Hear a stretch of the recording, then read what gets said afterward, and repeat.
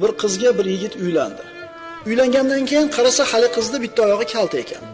Uzun ko'ylakni kiygan, oyoq kiyimini birini ikkinchisidan balandroq qilib kiygan, shu bilan oyog'i tekkizdek bo'lib turmush qurdi. Sir fosh bo'ldi. Endi kuyovni oilasi to'polon ko'tardi. Qo'yib yuborasan, bizni aldabdi. Ammo bu yigit nima dedi? Vallohi qo'yib yubormayman dedi. O'zim yoqtirib oldim, taqdirim ekan, bo'ldi, yashayman dedi. Endi qarang, hech qancha vaqt o'tmasdan Alloh taolo mana shu yigitga, shu ayolga uylandi, shu qizga uylandi, juda katta bir xayriyat berdi.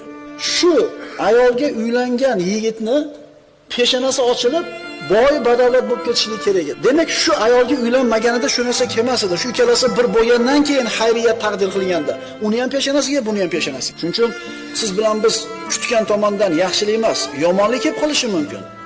Siz bilan biz yomon deb o'ylagan ishda xayriyat bo'lib qolishi mumkin. Buni kim biladi?